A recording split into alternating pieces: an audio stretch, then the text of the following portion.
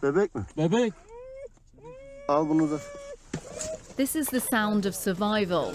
A baby pulled alive from the rubble by rescuers after nearly 6 days in Hatay, southern Turkey.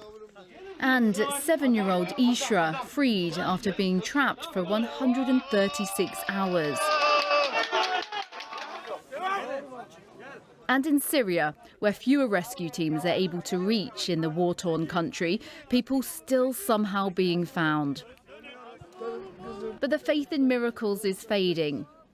3 of my grandchildren, with a husband and my daughter. 5 people, I'm waiting. And amongst the grief, there is anger. At least 6,000 apartment buildings collapsed in Turkey, many newly constructed, with few people getting out alive. The building company threw concrete pieces and coal ash inside. Construction, sand pile, that's it. These constructions were not supervised by the state. So many people died because of these actions, because there was no control. Aid is arriving in Turkey, and survivors need all they can get. A warning too that the world needs to give more. What happened here on Monday, the epicenter of the earthquake, was the worst event in 100 years in this region. Leaving Bryce Norton in Oxfordshire, an emergency medical team of 11, funded by the UK government, departed for Turkey on Saturday afternoon. Rescuers and medics are being hampered by unrest. Reports in southern Turkey of looting. Turkey's president warning he will use emergency powers to punish those breaking the law. And it's urgent help that millions across this region really need, now more than ever. Louisa Pilbeam, BBC News. Let's take you there live now to Turkey and the scene. This gives you a real sense of what rescuers there are really trying to deal with. This is Kahramanmaraş. There's a population of about 380,000 people.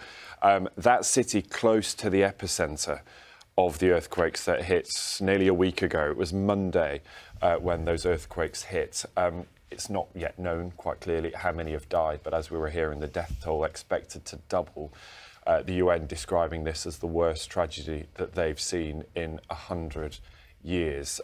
Some incredible stories of rescue, of course, but now the very difficult challenge for the authorities is to work out how to allocate resources between protecting those that have survived, those who are alive and those that have been rescued, rather than the operation to try and save more people. The longer, of course, this goes on, the more unlikely it is that they will find more people underneath the wreckage there. So that's Kahramanmaraş, a population of about 380,000 people.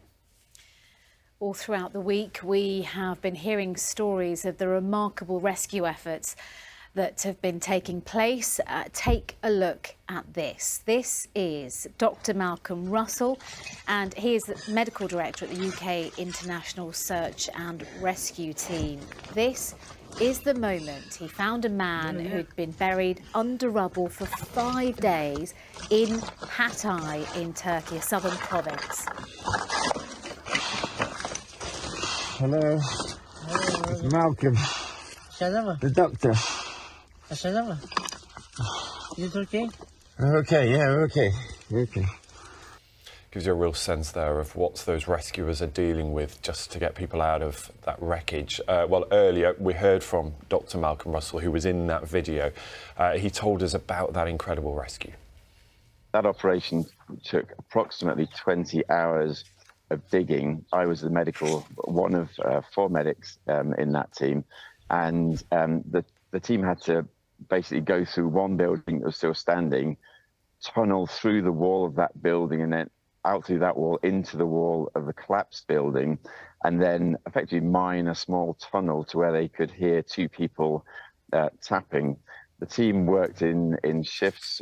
We worked absolutely flat out through the night, digging and breaking with electric breakers, hammers, bolsters, pruning saws to cut through bits of timber in the way, and bolt crops to cut through wire and reinforcement bar, making a small tunnel all the way down. And when we found the casualties, then myself, just as part of the medical team, were able to crawl down, make an assessment, establish some intravenous access, give pain relief and some drugs and IV fluids and monitoring.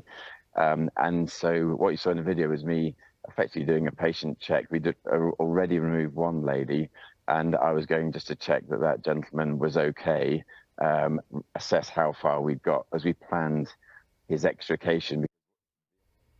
Well, we're now joined by Nadav Markman, who is the Deputy Israeli Ambassador to Turkey and is coordinating Israel's search and rescue teams in the region. We're so grateful for you joining us this morning here on Breakfast. We've been hearing remarkable stories of rescues nearly a week on, but they are few and far between, aren't they? Yes, so good morning. Like you said, there is a grand effort by the State of Israel to search and rescue as many people as possible here. Israel was one of the first countries to send a delegation, and I think out of 68 foreign delegations, as far as I know, the Israeli one has rescued the highest amount of people, 19 so far.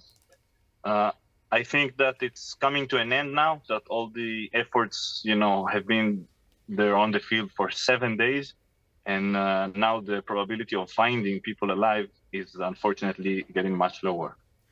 And tell us about